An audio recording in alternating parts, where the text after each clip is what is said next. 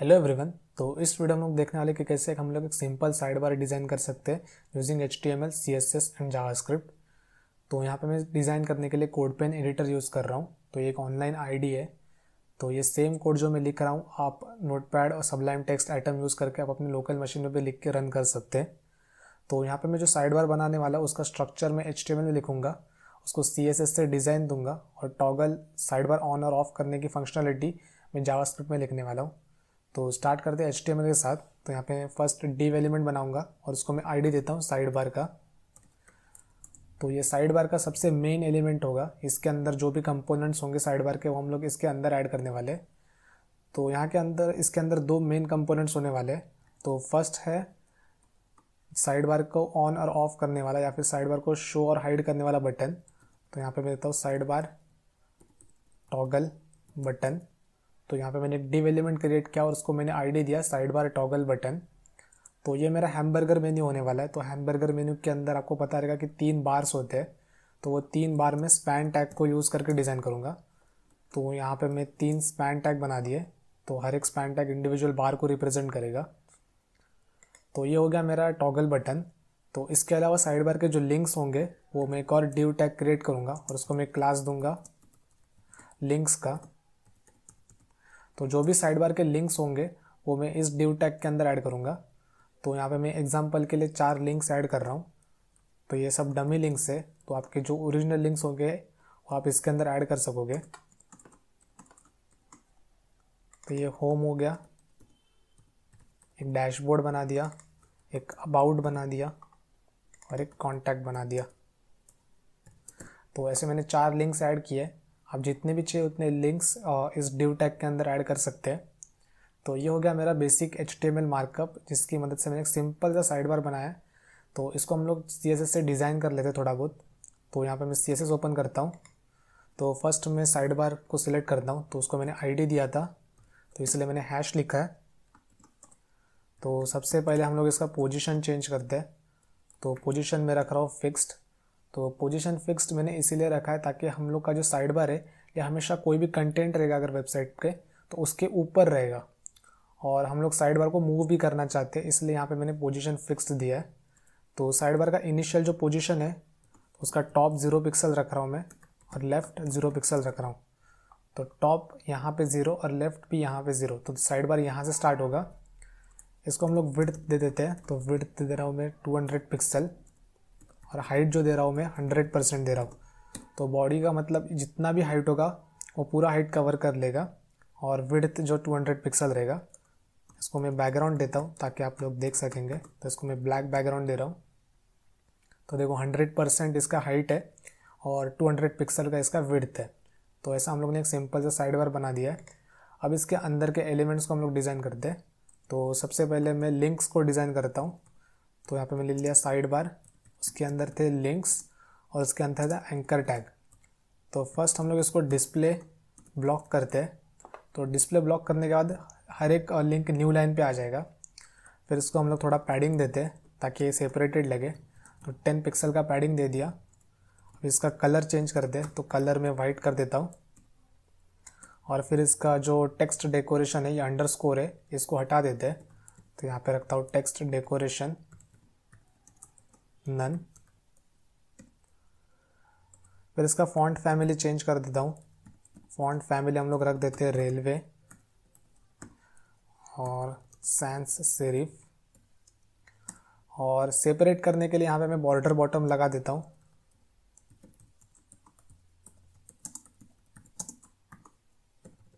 तो links separated लगेंगी। तो यहाँ पे हम लोग ने एक सिंपल सा साइड बार बना दिया है जिसके अंदर हम लोग ने 4 लिंक्स डाले और बैकग्राउंड ब्लैक दिया है और बाकी सब थोड़ा बहुत स्टाइल करके हम लोग ने एक डिसेंट सा साइड बार बना लिया है। अब हम लोग डिज़ाइन करने वाले हैं हैमबर्गर मेनू को, जो यहाँ पे होने वाला है। तो यहाँ पे मैं आता हूँ साइड बार के अंदर। इसके अंदर एक साइड बार टॉगल बटन।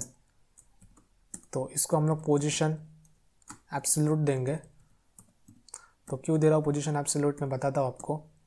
और इसको मैं विड्थ देता हूँ 40 पिक्सल, हाइट देता हूँ 40 पिक्सल और बैकग्राउंड देता हूँ रेड कलर का ताकि हम लोग इसको देख सकें कहाँ पे है। तो देखो ये यहाँ पे है साइड बार टॉगल बटन, इसको मेरे को मूव करके यहाँ पे लाने का है। तो कैसे ला सकता हूँ, क्योंकि मैंने यहाँ पे इसको पोजीशन एब्सोल्यूट दिया है तो इसको मैं मूव कर सकूँगा with respect to this side bar. तो इसीलिए यहाँ पे मैंने पोजीशन एब्सोल्यूट दिया है ताकि मैं इसको मूव कर सकूँ with respect to this side bar. तो यहाँ पे मैं मूव कैसे करूँगा, तो फर्स्ट थोड़ा टॉप साइड से नीचे लेता हूँ 10 पिक्सल। तो ये टॉप साइड से नीचे आया। अब मैं क्या करूँगा, राइट साइड से निगेटिव में इसको पुश करूँगा। तो निगेटिव में पुश करने से क्या होगा, ये बाहर आ जाएगा। तो निगेटिव 50 पिक्सल दे देता हूँ। तो देखो ये बाहर आ गया। तो ऐसे हम लोग with respect to this side bar ये टॉगल बटन को चेंज कर रहे हैं उसका पोजीशन। अब मैं क्या करूँगा, इसके अंदर के जो एलिमेंट्स है, जो स्पैन टैग है, उसको डिज़ाइन करूँगा। तो वो कैसे करेंगे, साइड बार, इसके अंदर है साइड बार टॉगल बटन और इसके अंदर है स्पैन। तो स्पैन को भी हम लोग पोजीशन दे देंगे एब्सोल्यूट। टॉप साइड से मूव करेंगे 50%, लेफ्ट साइड से मूव करेंगे 50% और ट्रांसफॉर्म करेंगे और फिर ट्रांसलेट -50% एक्स से -50% वाई से।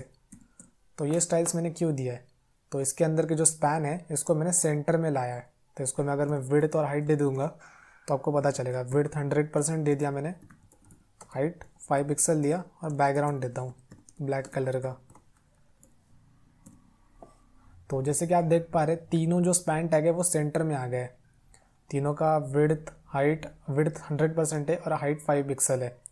तो कुछ स्पैन टैग, एक स्पैन टैग को मेरे को मूव करना है ऊपर और एक स्पैन टैग को मेरे को मूव करना है नीचे। तो मैं कैसे करूँगा, तो इसको मैं कॉपी करता हूँ।